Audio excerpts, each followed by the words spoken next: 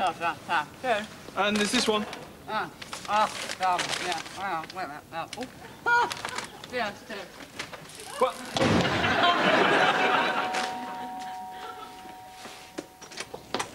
Two. Yeah. No, I haven't got time. What if it's important? Well, if it's that important, they'll leave a message. A message saying I'm on the 92nd floor, Jane. This is goodbye.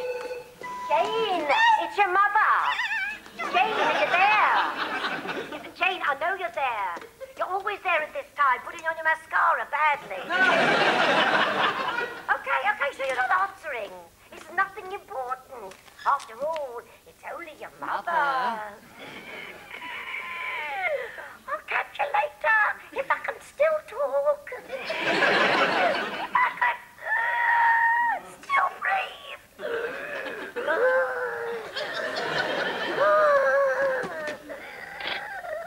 Hello, Mother. Jane, did you get my present? Mother, what happened to your asthma? It comes, it goes. So what do you think of the present? No, I haven't got time to open it. Jane, if you've got time to tell me you haven't got time to open it, you've got time to open it. Oh, Mother, I've opened it. It's revolting. Goodbye. Jane, don't be so hasty. At your age, you need a little distraction from the face. Listen, you can wear it to your friends at Finchley Golf Club for your personal appearance. My what? Wednesday week. I told them you'd give them a good hour with jokes. Mother, why don't you speak for me? You've been doing it for most of my life. It's you they want, Jane. Yeah, just chat about yourself. You know, how you used to be a very famous agony aunt, and now you're a nobody on afternoon television. Did you ever consider a career in diplomacy, Mother? Jane, don't be sarcastical. It's not an attractive quality, particularly in a divorcee. Which brings me to my second point. Now, listen.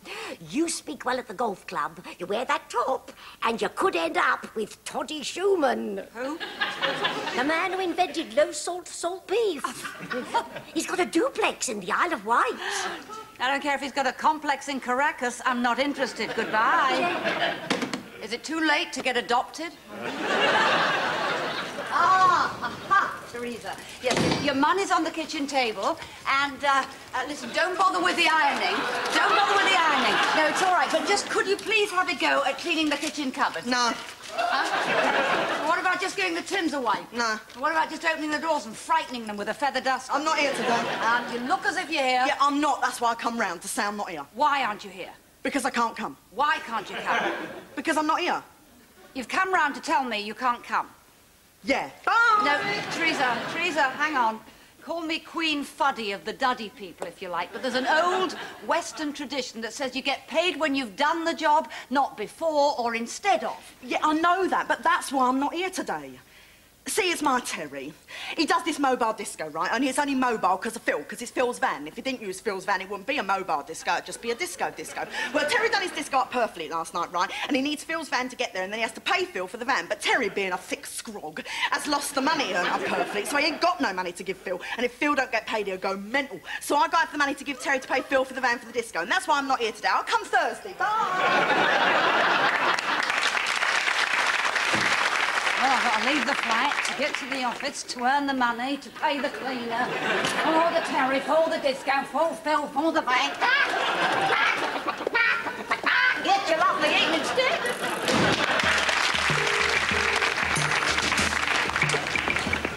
Good morning. You have reached the Lucas Live office. Jane Lucas is absent from the Lucas Live office. This is Catherine McSheehy, Lucas Hello, Live Catherine. researcher speaking. Can I help you in any way? Hello, Catherine. Hi, Jane. Do you like my new way of answering the phone? Yes, you've cut it down a bit, haven't you? Yes. Hang on a minute. Oops, cheers. Catherine, can you tell Deborah I'm going to be a bit late for the meeting? Okie doke. By the way, you had a call from a Mrs. Gomshaw who saw the programme on bereavement. OK, so send her the information pack, tell her to read the book The Need to Grieve, and if she thinks she needs more counselling... Well, no, Jane, it's not that. She wants to know if an ordinary cemetery will take her tortoise. It died in her arms yesterday. Jane, she's really upset. No, thank you, it's just been done. Still, if the job's worth doing, it's worth doing twice in 50 yards.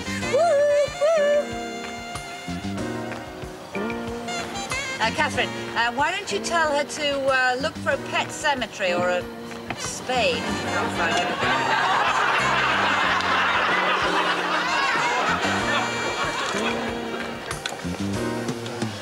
I am sorry, it's my first time.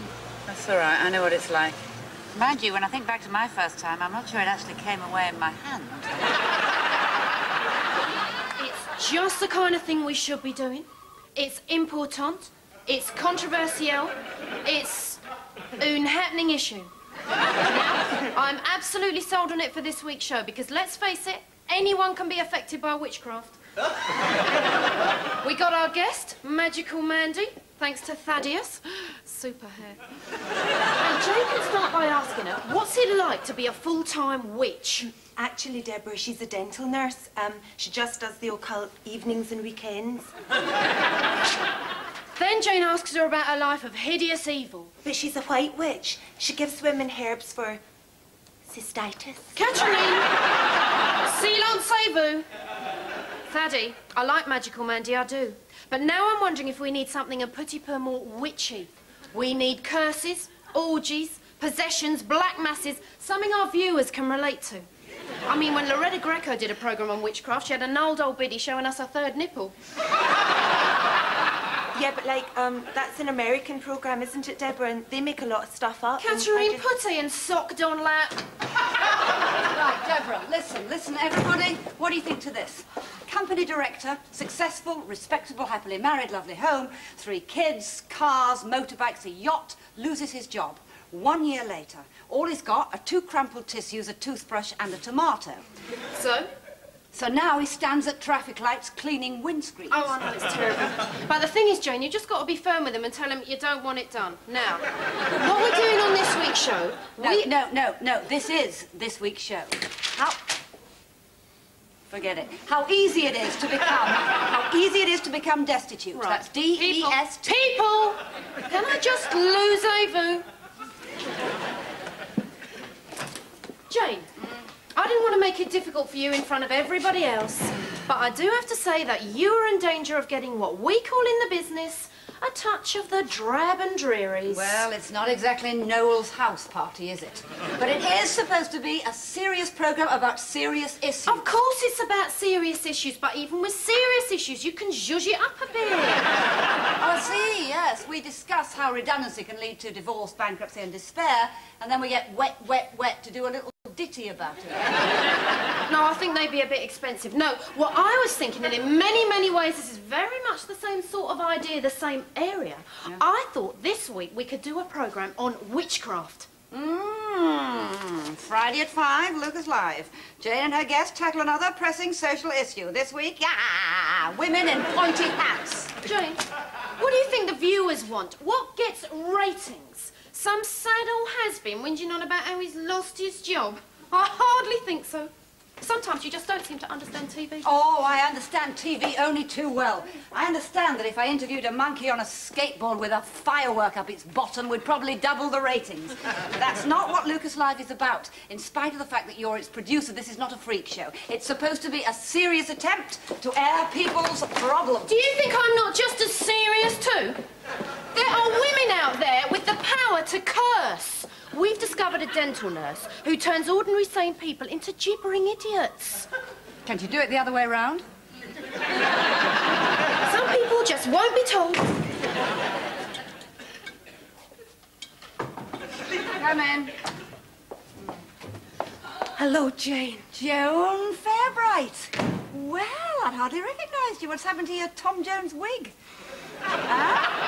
Your Tom Jones shirt and your Tom Jones trousers. What about your Tom Jones imitation hairy chest piece with medallion? You've got rid of my obsession, and it's all thanks to being on your programme. Wow, you saw the therapist. Yes, and he's made me realise that the reason I valued Tom so highly was that I didn't value myself enough. We're working at building up my self-esteem. Oh, Joan, I'm really pleased. What about all your other things? Your Tom Jones wallpaper? Stripped. And your Tom Jones teapot? Smashed. And your garden hedge cut into the shape of his nose before and after surgery? Trimmed. There's nothing left except these. These were my whole life. I'd listen to Delilah all morning, green grass all afternoon, and What's New Pussycat till bedtime. And as I fell asleep, the last thing I'd hear would be, woo, woo. My therapist says that if I'm really going to say goodbye to Tom, I have to get rid of these. It's not easy, Jane.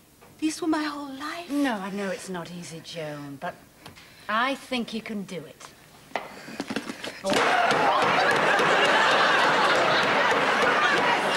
Ah, yes. Deborah, perfect timing. Could you put your head down here on the desk? I'm free. I'm free. Yes, you remember Joan? She was on our programme. Free. And it's all thanks to you. Oh, yeah. Were you one of our junkie housewives?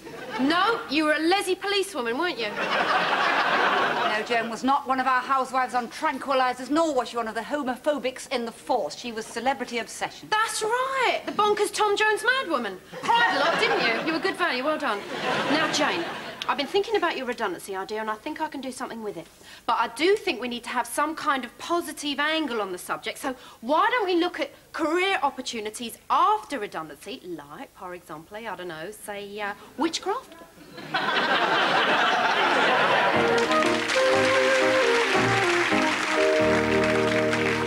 Welcome back. In part one, Richard told us how redundancy had created a whole series of interrelated problems for him.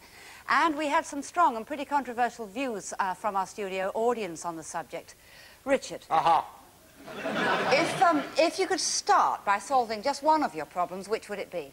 Oh, well, it would be homelessness, you know. Without an address, you can't claim the dole, and without any money...